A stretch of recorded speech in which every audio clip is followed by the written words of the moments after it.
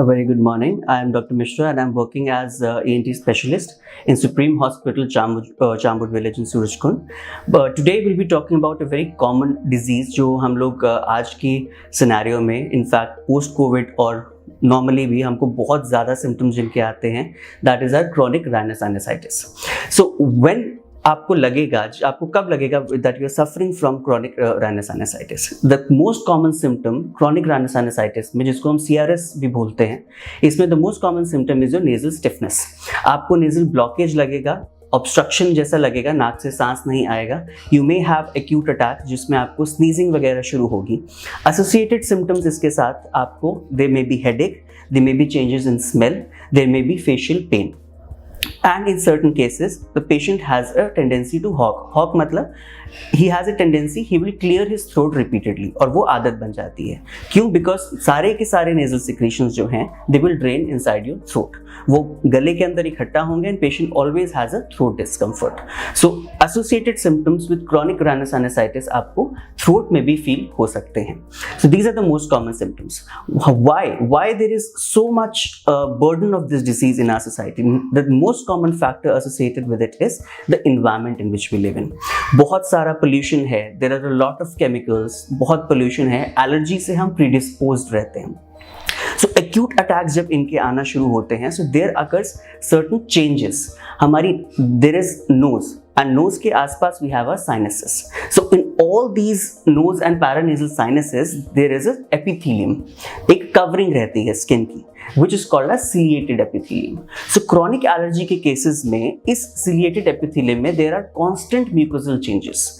बार बार allergy हो रही है, बार बार आप प्रीडिस्पोज हो रहे हैं एलर्जेंस से, so that leads to chronic mucosal changes. When there are chronic mucosal changes, in sinuses का सिक्रीशन जो है, उसका drainage pathway that gets affected. So what happens is, because these sinuses are not draining, उनके secretions बाहर drain नहीं हो रहे हैं, so all these secretions they tend to accumulate in the cavities of the sinuses. Sinuses क्या है? कोई भी साइनस होगा, it is a hollow cavity, उसके अंदर एयर होती है. But when there secretions and all that mucociliary clearance, air का pathway that is all compromise, so उसके अंदर सिक्रीशंस स्टैग्नेट होने लगते हैं. So all these secretions which are stagnating inside the sinuses, they invite bacterial infection, and that is when you have attacks of sinusitis. These acute attacks of sinusitis में सबसे common दो symptoms हैं. सबसे common, one is your nasal stiffness and the other is heaviness. Heaviness जो है वो कहीं भी हो सकती है. You may have heaviness in the frontal regions, you may have heaviness in the maxillary regions, you may have heaviness in the retroorbital regions, मतलब आंख के पीछे, आंखों में भारीपन जैसा फील होगा. That is what corresponds to headaches, right? So these are the two most common symptoms. So people in our society, they always have very difficulty in differentiating कि साइनसाइटिस कब है, राइनाइटिस कब है. इसको समझने का सबसे इंपॉर्टेंट चीज ये है कि every attack of sinusitis that usually presents as viral rhinitis, जो हम आज के सिनेरियो में हम बोलते हैं कि हमको वायरल हो गया, हमको सोर थ्रोट हो गया, हमको कोल्ड हो गया, that is the attack of viral rhinitis या वेजोमोटर राइनाइटिस. इसके फ्रीक्वेंट अटैक्स जैसे होने लगते हैं, that transforms into a state of chronic sinusitis. Second most common question that people ask is when do I consult? मैं कब एक ENT specialist को दिखाऊं?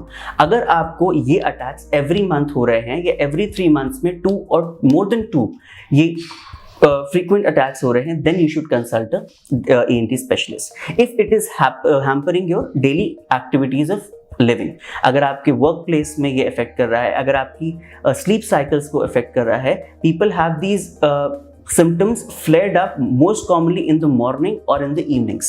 उसके बाद आफ्टरनून तक ठीक हो जाता है, तो उसके बाद patient is not able to sleep. When he is not able to sleep in the night, he will have a tendency to sleep in the day, जिसको हम कहते हैं डे टाइम somnolence.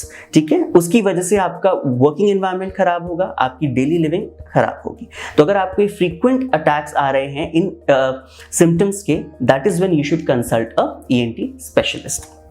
सेकेंड, इसके अलावा the most common questions the people ask is when should I investigate. मैं कब investigations कराऊं?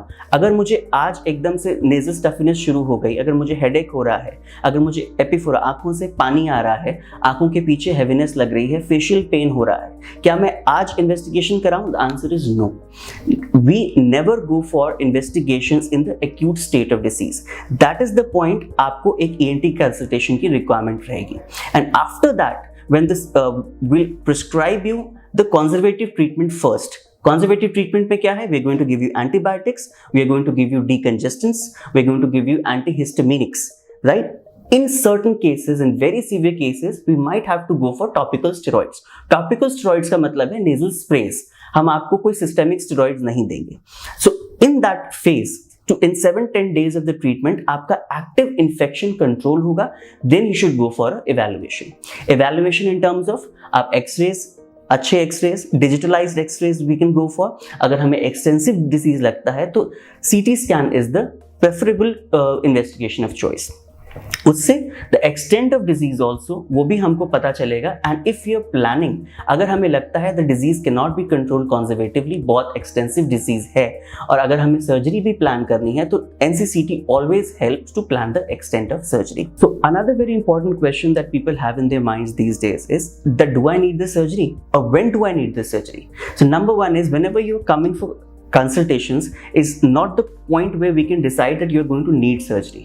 It is not important that every person suffering from chronic sinusitis is going to need surgery. It depends upon the extent of the disease, number 1. Number 2, the severity of the symptoms. If you're having very severe symptoms, आपको बहुत severe facial pain है, there is coexistent diseases, जिसमें sinusitis में there are coexistent diseases also. अगर बहुत ज़्यादा आपका nasal septum deviated है, nasal नाक की जो हड्डी रहती है बीच में मिड लाइन में, अगर वो बहुत ज़्यादा deviated है, नाक के अंदर के एलर्जी के masses जो हैं जिनको हम turbinates कहते हैं, वो अगर बहुत ज़्यादा inflamed है, that may be indication for surgery, क्योंकि वही चीजें उसका सिक्रीशंस और उस डिजीज को नॉर्मलाइज होने में इंपेयर कर रही हैं. तो at that point of time we might have to go for surgery.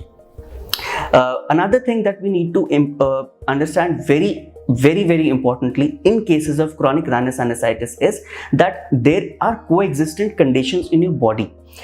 The most common association being asthma. The patients of chronic rhinosinusitis जिनको बहुत टाइम से रहता है, फॉर ईयर्स एंड ईयर्स, 5-6 साल से हो रहा है, 7-8 साल से हो रहा है, एक्यूट सिम्टम्स आए, कंसल्ट किया, वी टुक द ट्रीटमेंट, उसके बाद ठीक हो गया and we stopped it. In these cases what happens is there are chronic mucosal changes in the epithelium and in the mucosa also. So because our nose and our airway, they are connected, we have a common epithelium from our nose to the airway, so there are certain changes which happen in your lungs and in the bronchi as well. So people with chronic sinusitis, long-standing CRS, may also complain of asthma in these cases. So ये symptoms आपको in later settings आपको आ सकते हैं. So in these cases that we need to understand is it is a very common disease. It is perfectly treatable, but if it is diagnosed timely and if it is treated in the proper and definitive manner. Thank you.